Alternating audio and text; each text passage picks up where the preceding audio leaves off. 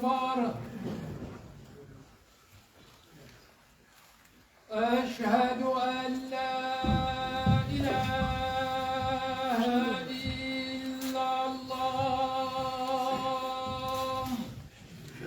أشهد أن لا إله إلا الله أشهد أن محمدا رسول الله أشهد أن محمدا رسول الله حي على الصلاة حي على الصلاة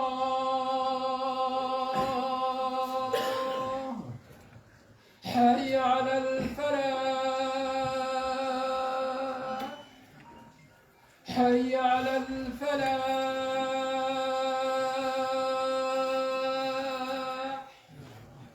الله أكبر الله أكبر لا إله إلا الله حق وشق لا إله إلا الله.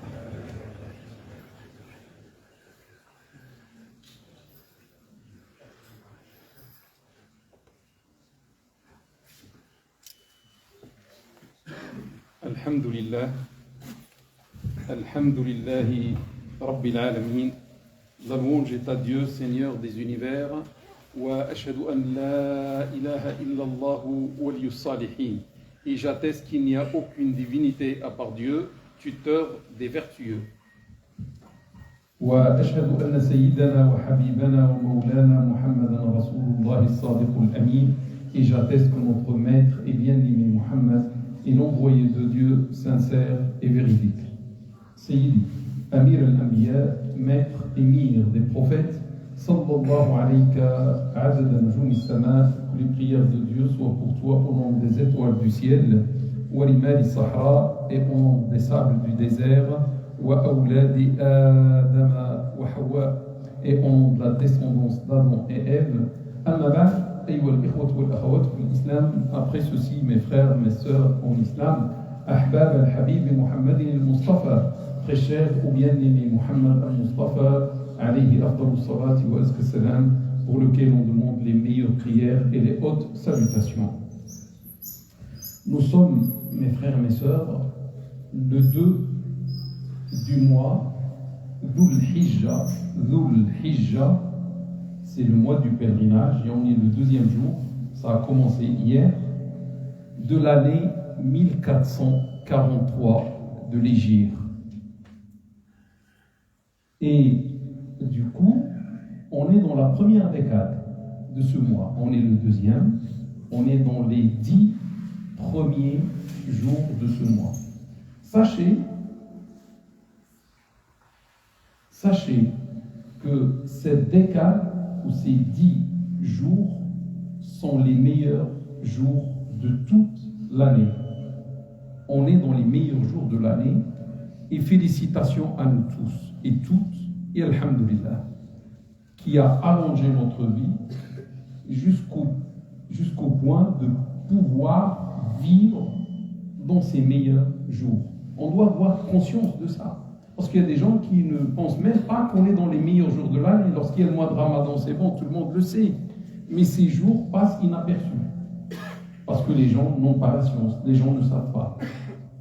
Le messager de Dieu, salat et salam sur lui, dit à propos de cette décade, à propos de ces 10 jours, Ma min ayyamin al-amal as-salihu fihinna ahabbu ila Allah min hadhihi al-ayyam al-ashr. Il n'y a pas des jours où l'œuvre vertueuse est appréciée par Allah plus que ces 10 jours. Rapporté par l'imam Tirmidhi, l'imam Abu Daoud, sur Abdullah ibn Abbas, que Dieu l'agrée, et l'imam Tirmidhi a dit que 5 compagnons minimum ont rapporté ce hadith. L'œuvre vertueuse, l'amal salih, c'est le fait de jeûner. On peut jeûner les 10 jours, pas les 9 jours. Le 10e, c'est la fête, on ne jeûne pas. Les 9 jours, on peut les jeûner. Celui qui a la possibilité, pourquoi il se prive?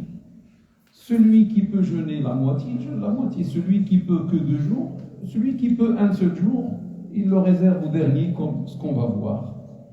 Il y a l'évocation, c'est d'évoquer Dieu, de faire le dhikr. Le dhikr, c'est Allahu Akbar, plusieurs fois.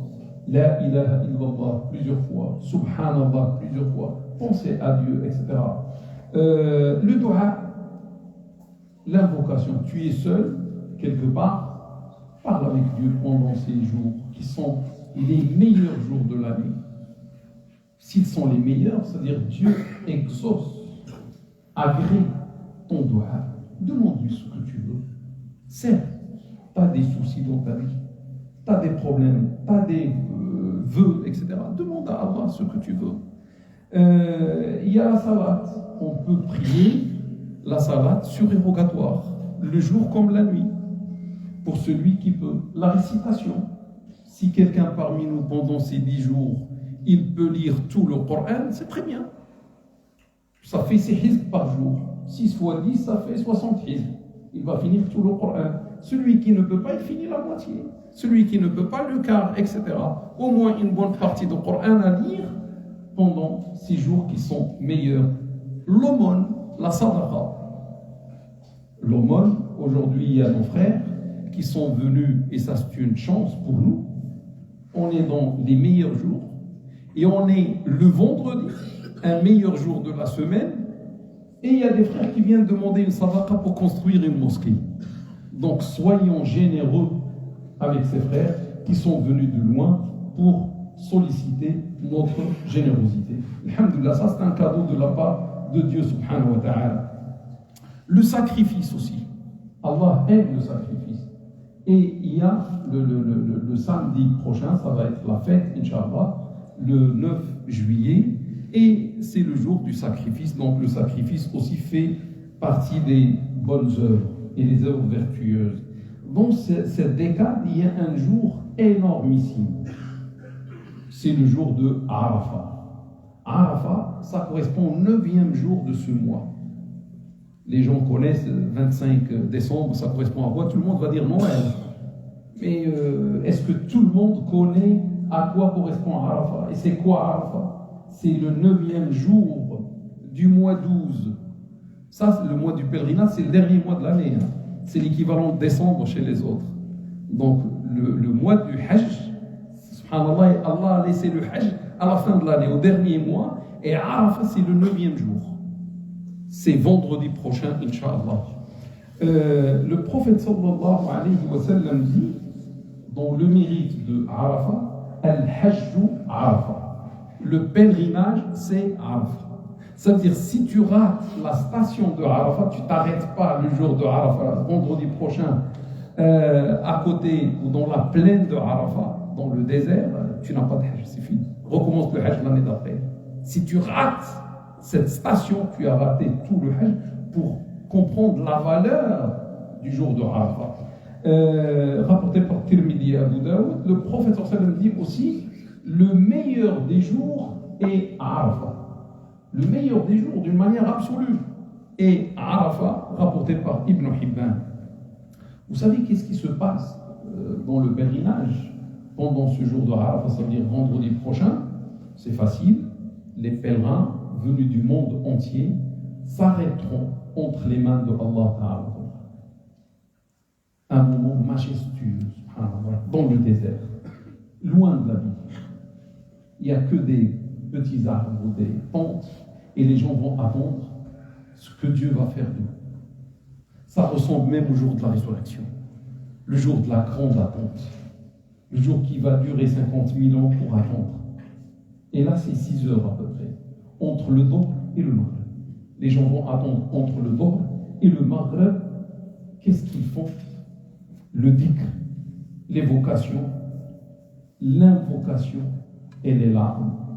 Les gens lèvent leurs mains.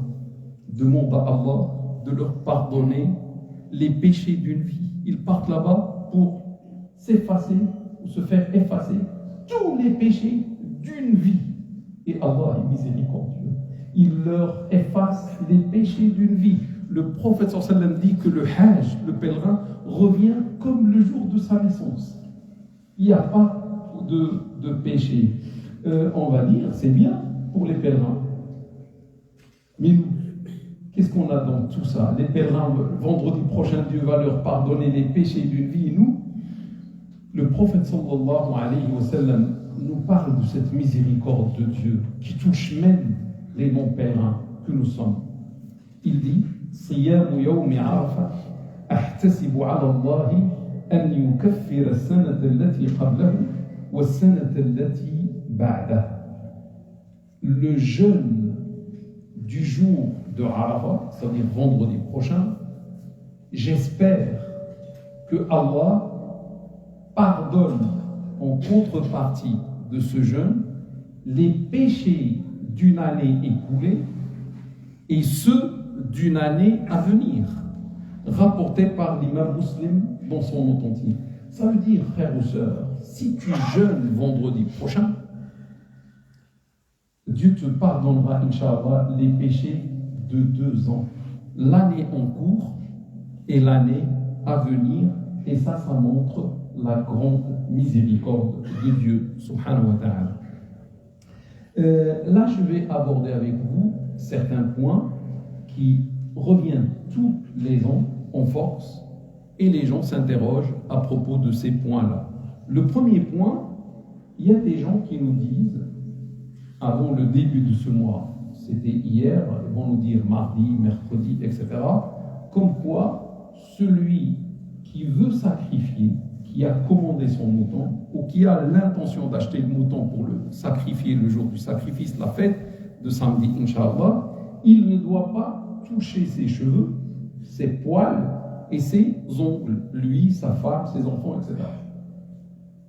C'est haram de couper les cheveux, de couper les poils de la barbe, de tailler la barbe, de toucher à tous les poils du corps ou de couper les ongles. Est-ce cela est vrai? Est-ce vrai? Sachez mes frères et mes sœurs qu'il y a une divergence en la matière. Ceux qui nous parlent comme quoi c'est interdit ne donnent qu'une seule facette de la pièce.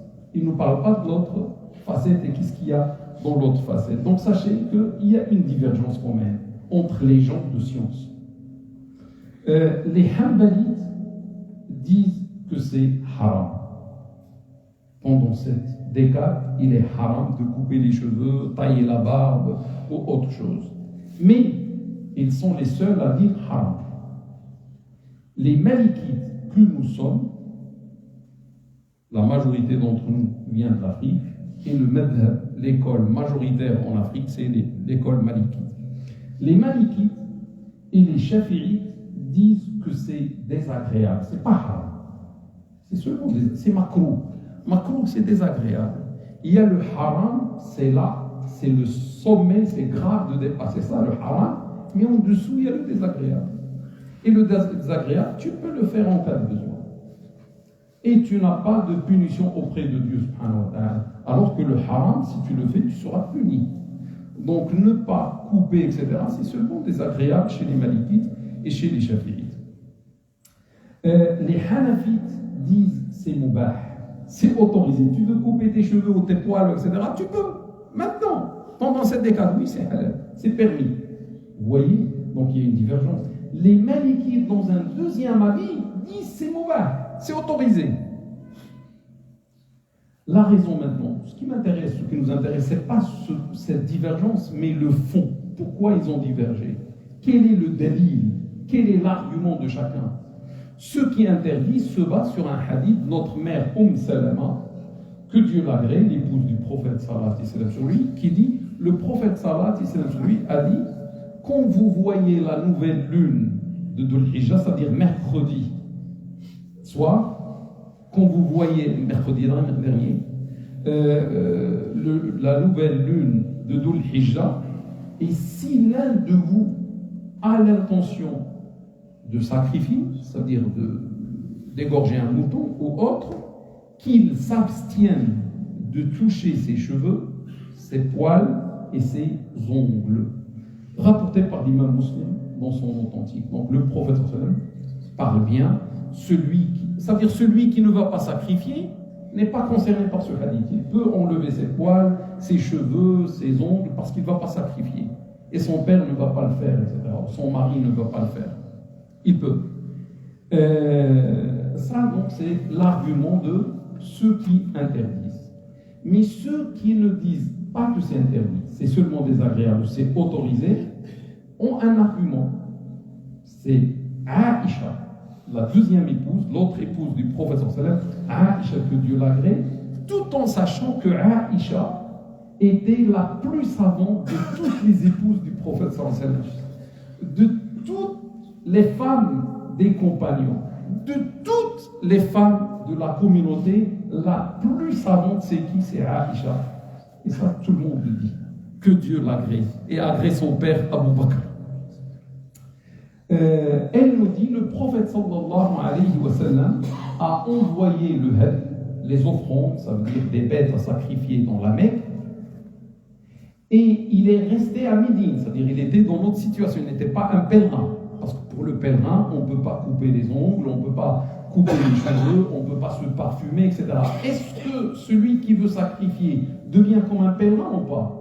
Elle a dit, il a envoyé les offrandes, il va sacrifier je ne sais pas combien de bêtes, dans la Mecque, il est resté à Médine, et aucune chose qui était halal pour lui avant ce jour n'est devenue haram pour lui. C'est-à-dire il se coupait les ongles, il touchait ses poils, il se parfumait, il touchait ses femmes, etc. Unanimement authentique rapporté par Bukhari et par Muslim. C'est pour ça les Hanafites ont dit c'est permis. Tu veux couper tes cheveux, c'est permis. Regarde le problème, tout était halal pour lui pendant ces jours-là. Et c'est Aïcha qui nous rapporte ça, et c'est Bukhari et Muslim. D'autres, comme les Malikites ou les Shafi'ites, ont essayé de concilier, et c'est bien de concilier les hadiths entre eux. Ils ont dit c'est désagréable. Il est préférable de ne pas toucher ses poils, etc. Mais s'il y a un besoin, il n'y a pas de problème, parce que c'est seulement désagréable. Sachez, mes frères et mes sœurs, qu'il y a une règle chez les usulites qui travaillent dans usul al-fiqh. Ce qui est haram, on ne peut le faire qu'en cas de nécessité vitale. La nécessité autorise le haram, vrai ou faux. Mais ce qui est désagréable, le besoin l'enlève. Quand tu as besoin, imaginez quelqu'un parmi nous a besoin d'enlever ses poils ou ressent une certaine gêne dans son travail ou autre, il ne peut pas rester avec ses poils, ou avec ses cheveux ou avec ses ongles ou autre. Donc, pour cette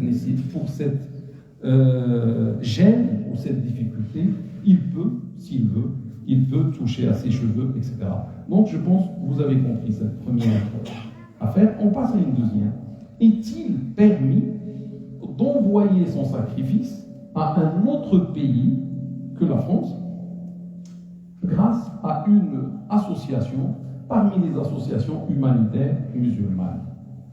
Pour répondre à cette question, je rappelle d'abord que le sacrifice, le fait de tuer, d'égorger un mouton le jour de la fête du sacrifice n'est pas obligatoire. La majorité dit c'est une sunna muakkada, c'est une œuvre prophétique très recommandée. Mais ce n'est pas obligatoire. Parce qu'il y a des gens qui pensent que c'est obligatoire, par manque de science, par ignorance. Et ces gens-là, subhanallah, tu vas voir qu'ils ne font même pas la prière toute l'année. Ils vont s'endetter, ils vont faire un crédit pour acheter le mouton. Le mouton, pour eux, c'est la plus grande obligation. Alors que c'est une sunna bien recommandée.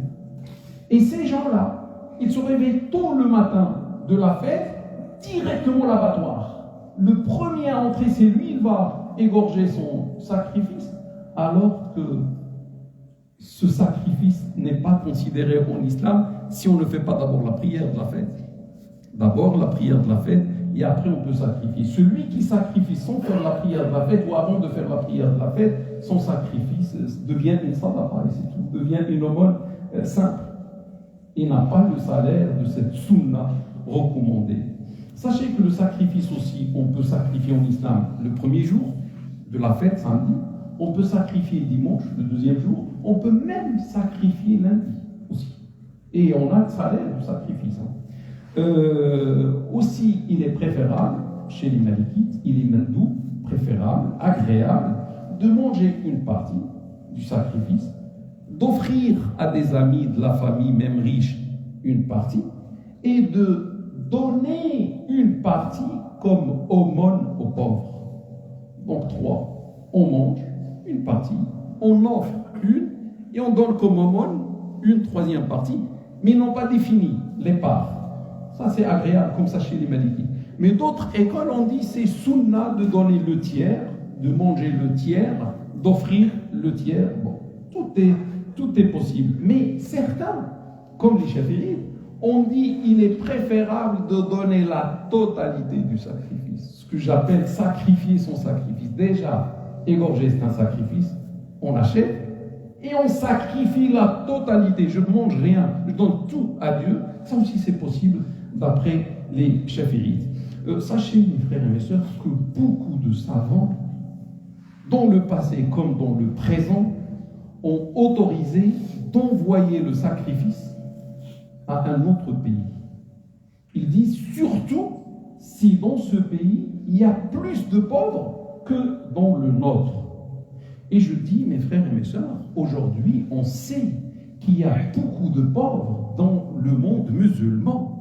Il y a des pays où il y a la guerre, comme le Yémen ou d'autres. Je ne vais pas vous rappeler